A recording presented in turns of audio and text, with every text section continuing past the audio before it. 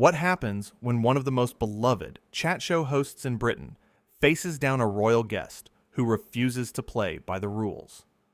In just 37 seconds, a single comment would turn a routine interview into the most shocking moment in late-night television history. Graham Norton has seen it all, decades behind that famous red chair, charming Hollywood legends, calming nervous newcomers, and navigating the egos of the entertainment industry with wit and grace. His show is a safe space, a place where celebrities let their guard down, share a laugh, and connect with audiences in ways they rarely do elsewhere. But on this particular evening, something was different from the moment Prince Harry walked onto that stage. The audience erupted in applause as Harry made his entrance. Graham, ever the professional, greeted him warmly with his signature charm. "Welcome, welcome. So lovely to have you here," Graham said, gesturing to the famous couch. Harry smiled, waved to the crowd, and took his seat. But there was something in his demeanor, a tension that those watching closely might have noticed, a stiffness that didn't quite match the casual atmosphere Graham worked so hard to create. The interview began pleasantly enough. Graham started with something light, something easy. "So, I have to say, you look well. How are you feeling these days?" Harry gave a tight smile. "Fine. Just that." One word. Graham, undeterred, pressed forward. "That's good to hear. And you've been keeping busy, I understand. Want to tell us what you've been working on?" "Various things," Harry said, not elaborating. Graham's smile remained, but anyone watching closely could see the slight confusion in his eyes. This wasn't how these conversations usually flowed. He tried a different angle. "Well, our audience is curious about your life now. It's quite different from what it was before, isn't it?" That's when something shifted in Harry's expression. His jaw tightened. "Different how exactly?" "Just that you've moved. You've stepped back from certain duties." "It's a new chapter," Graham said, his tone still friendly, still trying to find the connection. "A new chapter," Harry repeated flatly. "Is that what we're calling it?" The audience began to sense something was off. A few people shifted in their seats. Graham, professional as always, kept going. He wasn't giving Graham much to work with, and anyone who knows anything about talk shows knows that the host needs the guest to engage, to open up, to give the audience something real. "So tell us," Graham said, leaning forward with genuine interest. "What has it been like adjusting to a more private life? I imagine it must be quite a change." Harry paused. Not the thoughtful kind of pause that adds weight to an answer, but the kind that feels like a wall going up. "Well, Graham, I think that's exactly the problem, isn't it? Everyone imagining. Everyone thinking they know what my life is like." The audience went quiet. Graham, sensing the shift, tried to lighten the mood. "Oh, I only meant that it's a big change, moving away from everything you've known. We're all curious, naturally." "Curious," Harry repeated, and there was an edge to his voice now. "That's one word for it. Invasive is another." Graham's smile faltered for just a moment, but he recovered quickly. This is what he does. He's diffused 1,000 awkward moments. "I completely understand the need for privacy. That's why we're so grateful you chose to come here tonight, to share what you're comfortable sharing." But Harry wasn't softening. If anything, he was leaning into the confrontation. "Am I, though? Comfortable? Or is this just another obligation? Another performance for people who think they're entitled to every detail of my existence?" The studio audience didn't know how to react. A few nervous laughs scattered through the crowd, people unsure if this was some kind of joke they weren't getting. Graham's other guests that evening, seated further down the couch, exchanged glances. This wasn't how these things usually went. Graham, still trying to maintain control, spoke carefully. "Harry, I want you to know that this is a space where you're in control. You only share what you want to share. That's always been the case on this show." "Control," Harry said, almost laughing. "You really believe that, don't you? You sit there with your questions, your little prepared anecdotes, thinking you're giving us control. But it's your show, isn't it? Your platform. We're just here to dance for the audience. The other guests looked genuinely uncomfortable now. Graham's face showed concern, not for himself, but for Harry, for the situation spiraling in real time. If you're not comfortable being here, we can certainly take a break, Graham offered gently. Oh, now you're concerned, Harry shot back. Now that I'm not playing along, suddenly there's an option to stop. But when you book someone, when you put them on your couch, you expect them to smile and nod and tell charming stories. Well, what if I don't have charming stories, Graham? What if I'm tired of performing? Graham took a breath. The audience could see him choosing his words carefully. The silence stretched for a moment, and you could feel everyone waiting to see how this would resolve. I think everyone understands that you've been through a great deal. No one is asking you to be anything other than yourself. This show has always been a place where guests can relax, be honest, be real. Real, Harry scoffed. You want real? Here's real. I didn't want to come here tonight. I was told it would be good for my image, told it would help people see me differently. But why should I have to convince anyone of anything? Why is my entire existence a public relations exercise? One of the other guests, an actor known for his comedy roles, looked genuinely alarmed. He opened his mouth as if to say something, then thought better of it. Graham noticed and gave him a small nod, a silent communication that he had this under control. Myself, Harry said, his voice rising slightly. You want to know about myself? Let me tell you about myself. I'm someone who has spent my entire life being picked apart by people like you. Yes, you. Don't act so shocked. You make your living off of getting people to reveal themselves, to say things they'll regret, all for ratings. That's not fair, Graham said, and for the first time, there was a firmness in his voice. Not anger, but boundaries. I've never ambushed anyone. I've never tried to humiliate a guest. That's not what this show is about. Isn't it, though? Harry pressed. You get us comfortable. You ply us with alcohol. You make us feel like we're among friends. And then you ask the questions you know will make headlines. It's manipulation, dressed up as hospitality. The audience was dead silent now. This had gone far beyond awkward. Graham sat back slightly, and when he spoke, his voice was calm but clear. I'm sorry you feel that way. I truly am. But I've built this show on respect. Every guest who sits on this couch is treated with dignity. I've never used anyone for ratings, and I'm not about to start now. Harry stood up abruptly. There it is. The moral high ground. How convenient for you. Graham remained seated, looking up at Harry with an expression that mixed disappointment and compassion. Harry, please, sit down. Let's talk about this properly. Talk about what? How I'm supposed to be grateful for this opportunity? How I should just smile and be charming and make everyone feel good about themselves? Harry's voice was loud now, carrying across the studio. I'm done with that. I'm done pretending that this whole circus is normal. No one is asking you to pretend anything, Graham said quietly.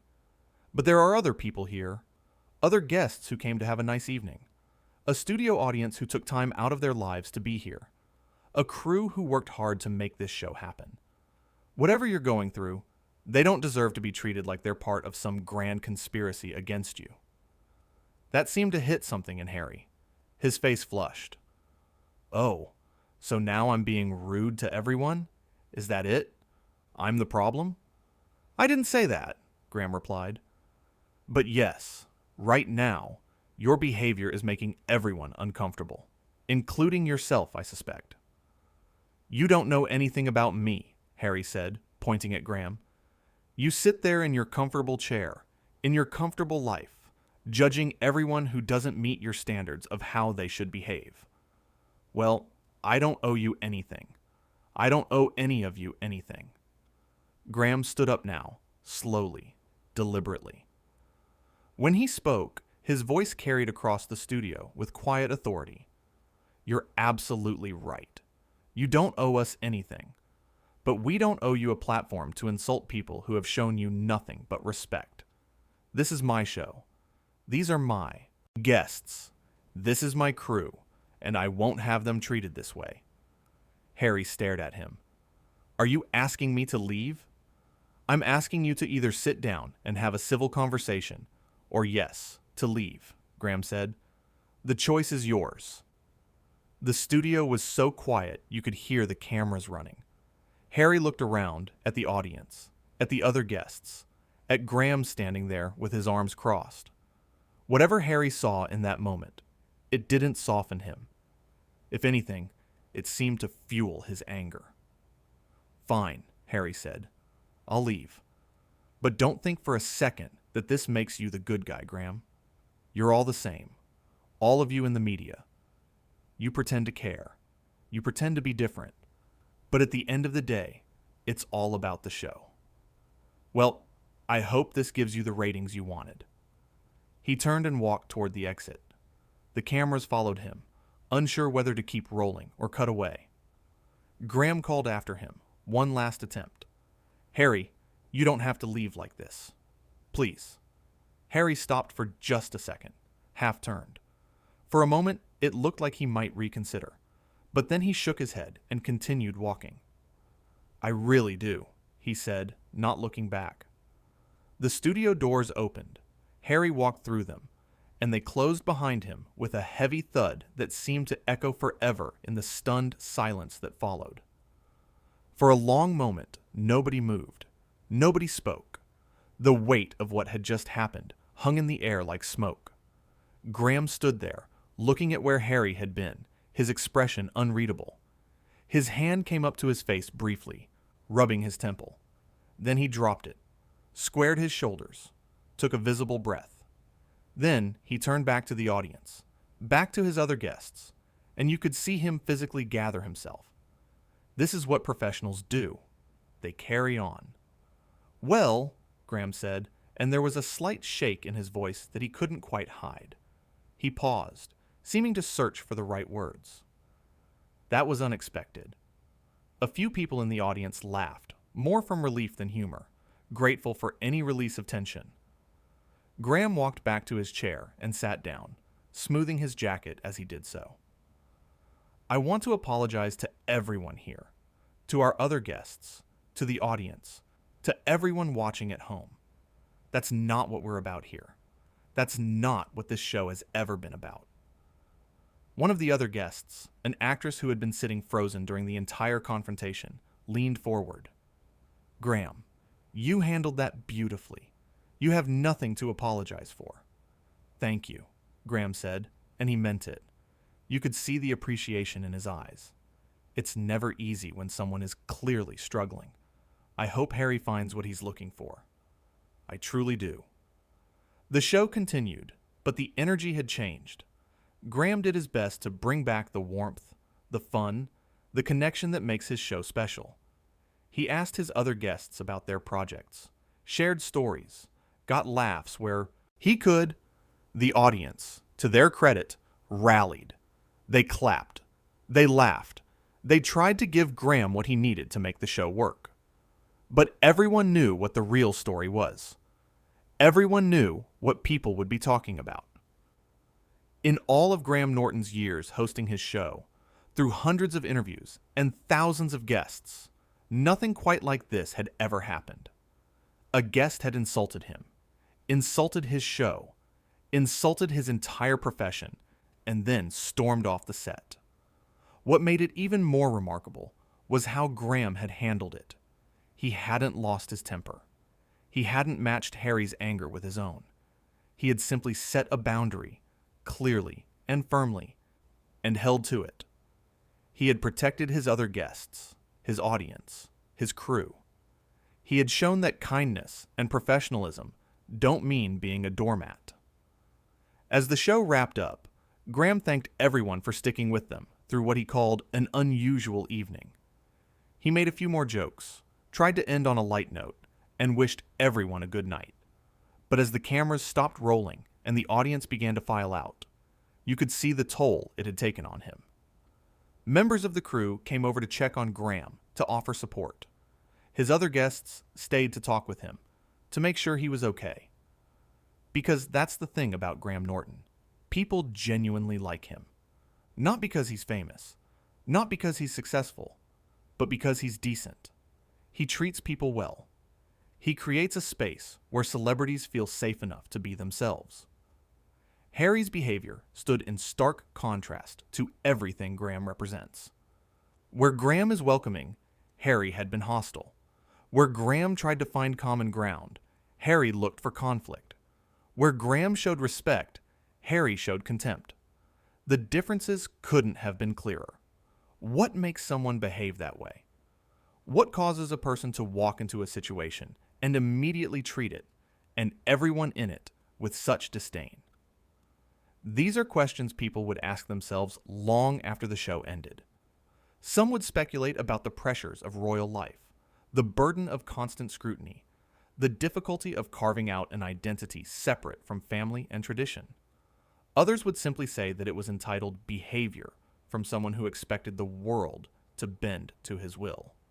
But in that studio, in that moment, the specifics of why didn't matter as much as what actually happened. A host had been disrespected in his own space. A professional had been accused of manipulation and exploitation by someone who had voluntarily chosen to appear on his show. Boundaries had been crossed, and then, when those boundaries were enforced, the person who crossed them had played the victim. Graham's other guests that evening spoke about it afterward in careful terms. They praised Graham's handling of the situation.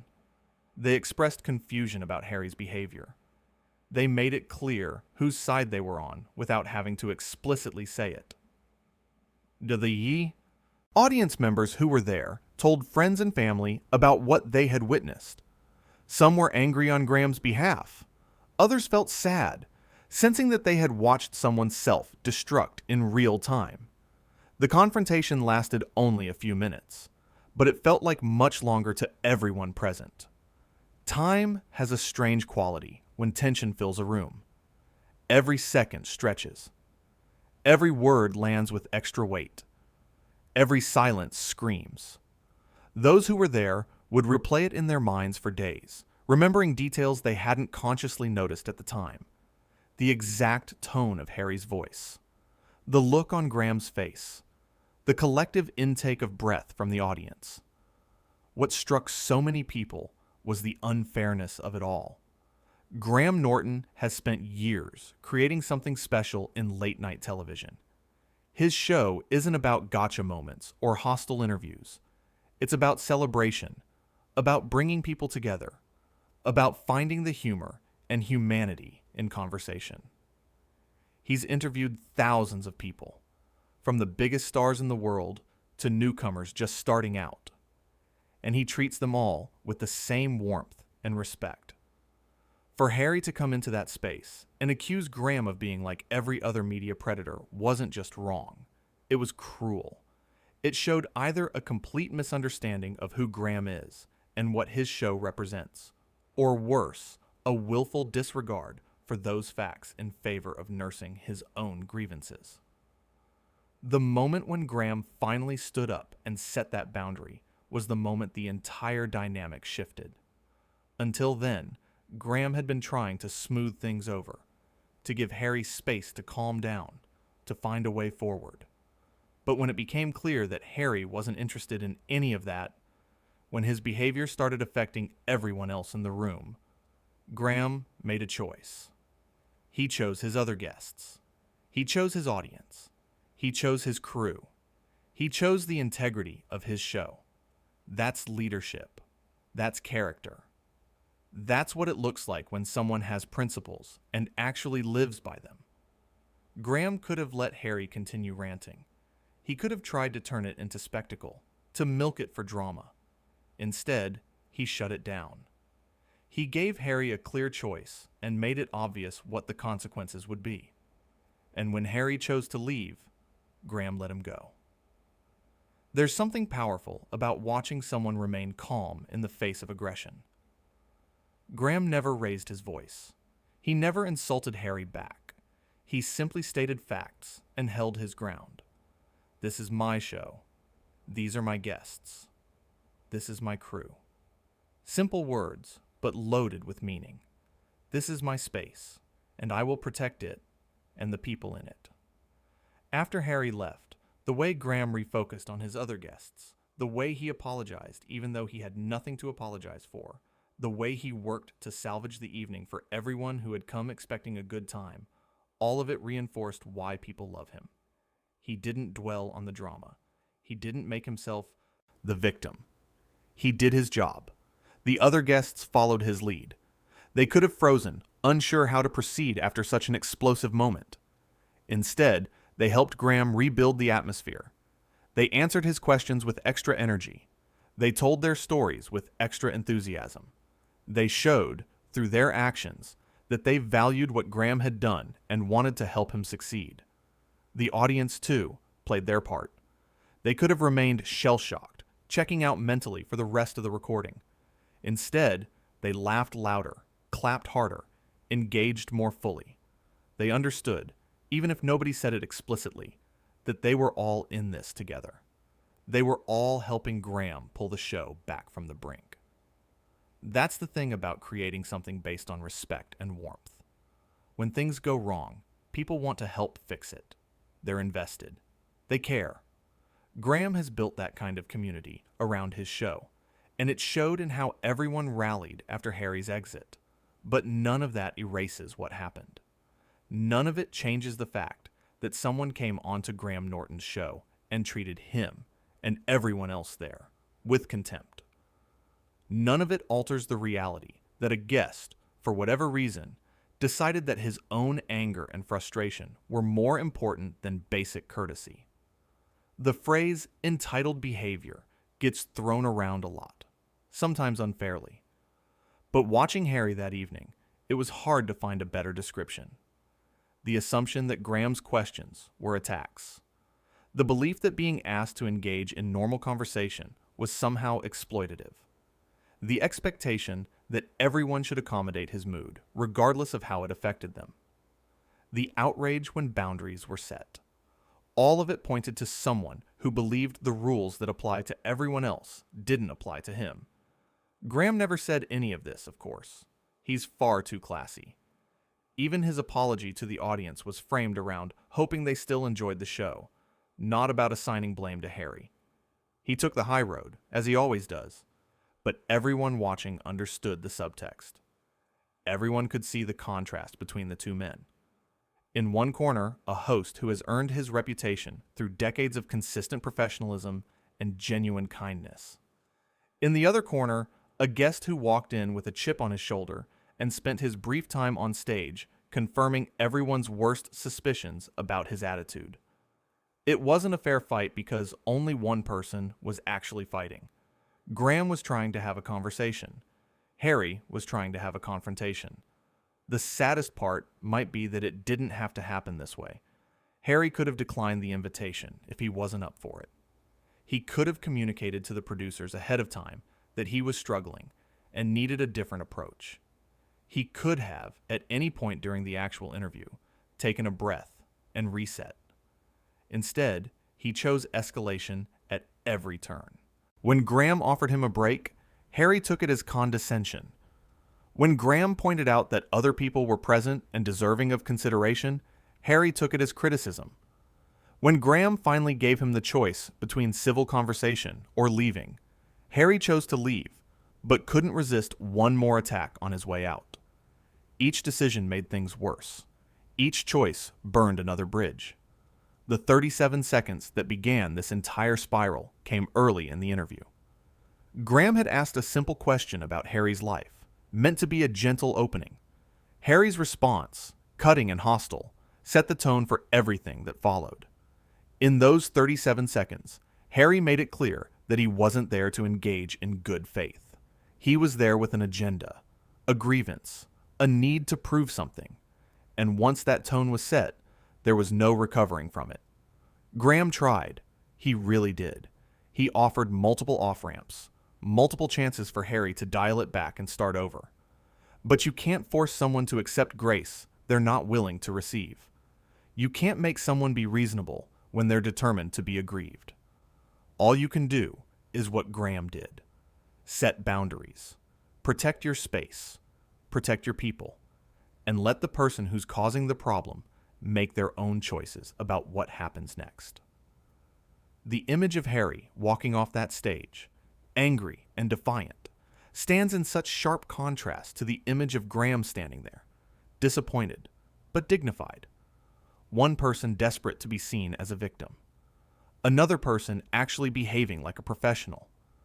The differences tell you everything you need to know about character, about maturity, about what it means to treat people well, even when you're having a hard time. Graham Norton didn't kick Prince Harry off his show out of pettiness or spite. He did it out of respect for everyone else who was there. He did it because someone needed to draw a line and say that this behavior wasn't acceptable. He did it because letting Harry continue would have sent a message that you can treat people however you want without consequences. And Graham wasn't willing to send that message. In the end, what people will remember most about that evening isn't just Harry's outburst. It's Graham's response. It's the way he handled an impossible situation with grace and firmness in equal measure. It's the way he protected his space and his people without losing his cool. It's the way he showed that you can be kind without being weak, that you can be professional without being cold, that you can set boundaries without being cruel. That's the real story. Not just what Harry did wrong, but what Graham did right. Not just the confrontation, but the character revealed in how it was handled. Not just the 37 seconds that started it all, but the minutes that followed, where a true professional showed everyone watching what leadership actually looks like.